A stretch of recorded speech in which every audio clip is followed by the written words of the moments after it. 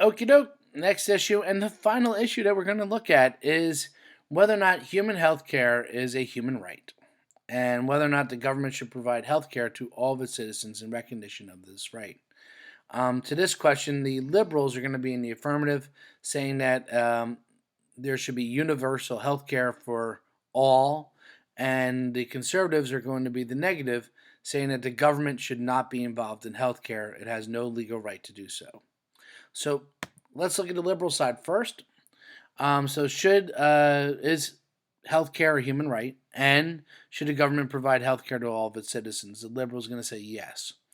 They're going to argue that the American privately run, meaning business run, not run through the government, run model for providing health insurance for the majority of Americans is a failure. 27.5% of our population does not have health insurance. Lack of health insurance leads to approximately 45,000 deaths a year. If you are uninsured in our country, you have a 40% higher risk of death.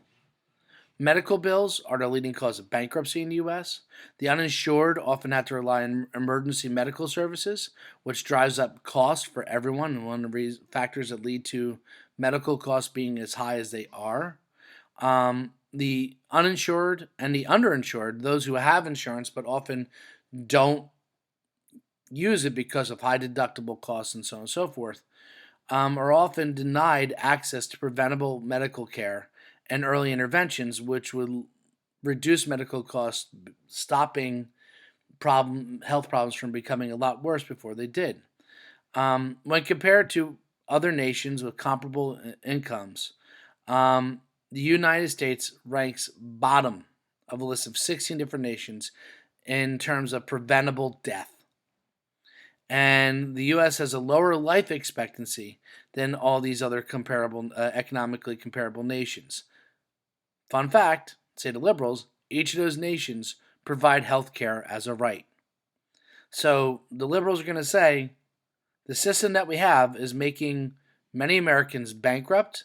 Many Americans are becoming sick and dying early because they don't have health insurance, and that this is not acceptable. They're going to argue that having equal access to affordable and effective medical care is a human right that must be recognized. Don't mind that I am typing that in. Oops.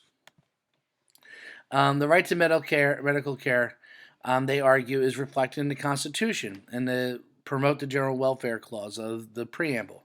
The government has a right to encourage the health and wealth and well-being of its citizens. And if 45,000 plus people are dying a year because they can't get medical care, that's a problem. That's not really a general welfare that's doing well. They're going to argue that the right to health care is an internationally recognized human right. It is in the UN's Universal Declaration of Human Rights that was stated in 1948 that everyone has a right to a standard of living adequate for health and well-being of oneself and one's family, including medical care. So the world community sees the right to medical care as a human natural right. We are standing against the world community when we are the nation that's supposed to be fighting for natural rights, argue the liberals.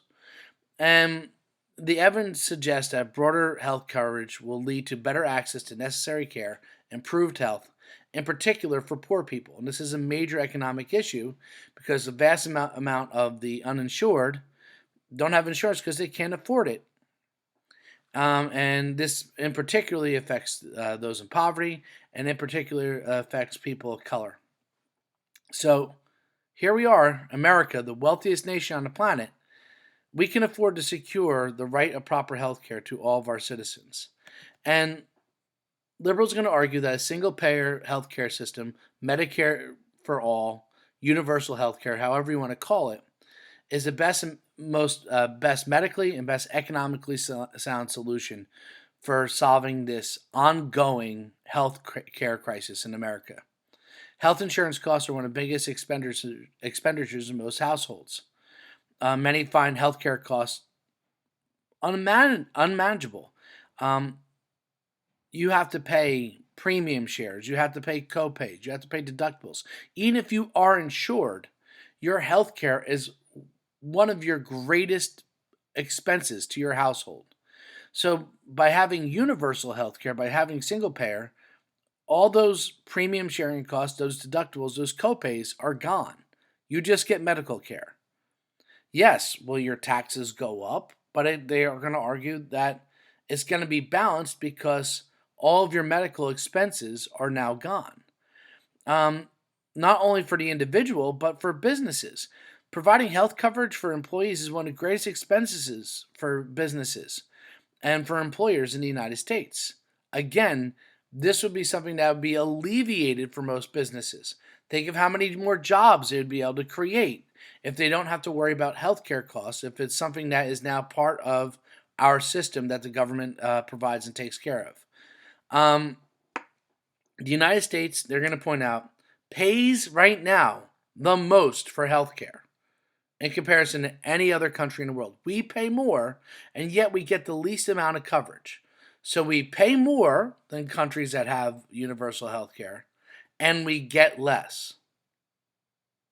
The liberals are going to argue it doesn't make sense. Nations with single payer have far less costs and get better coverage. And when people have access to health care, they live better lives, they miss work less, they contribute to the economy more. Overall, our economy will be better if we take this whole healthcare question off the table and grant everybody the natural human right of healthcare. So that's the liberal side. Let's look at the conservative side. Who's going to say, no, A, it's not a human right.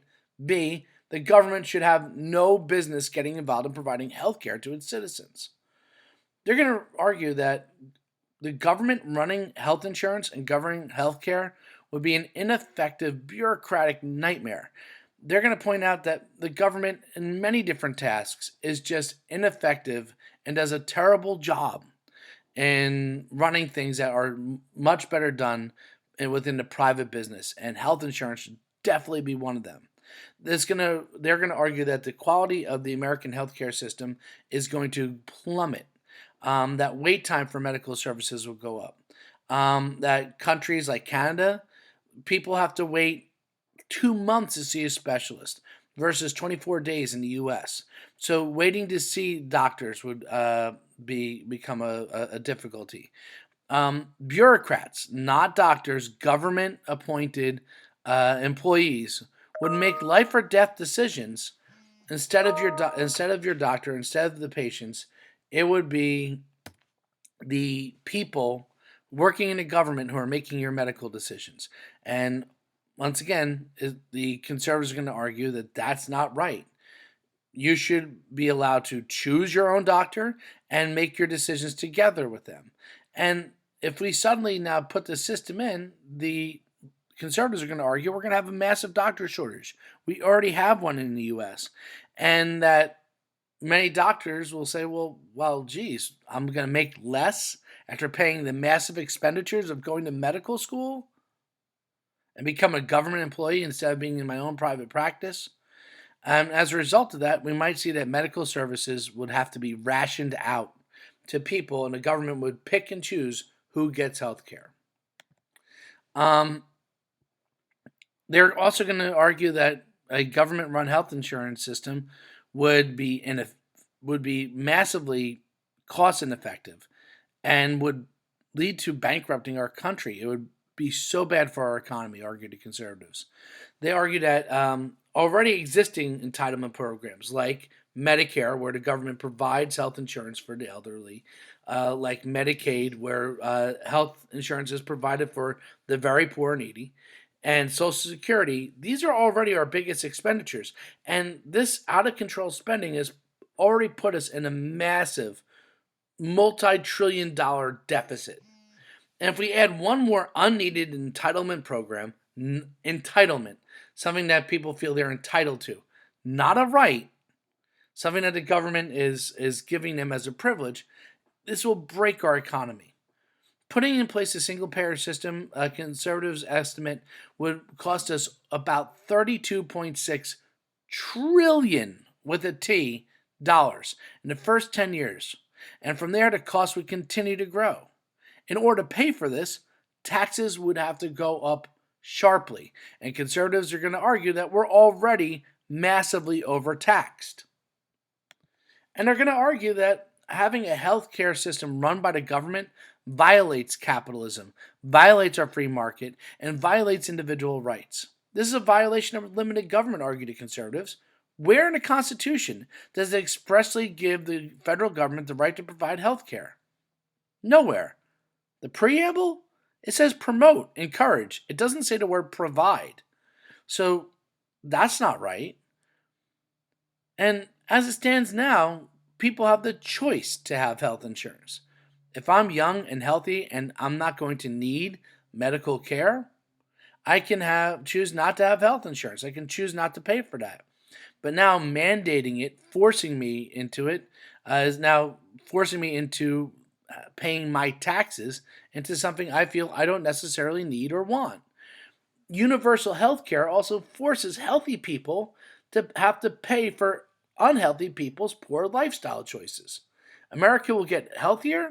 No, now I can sit on my couch, eat Cheetos every day, never get up from it, and smoke and make all sorts of bad lifestyle choices. And when I get sick from those choices, everyone else will have to pay my medical bills. Conservatives argue that that's not fair. And lastly, they're going to argue that this is socialism. Socialism is government control of distribution of goods and services, medical services. If the government takes control of this is socialized medicine. This is socialism. And socialism, conservatives are going to argue, has been proven time and time again not to work. The free market should determine the availability and the cost of healthcare services. The free market, supply and demand, those systems should determine how much healthcare should cost, not the federal government. It's not its job, and it'd be a violation of our capitalistic economic principles and individual rights. So there's both sides. Post your thoughts on one of these two issues in the comment section below. Thanks a lot. Have a good one.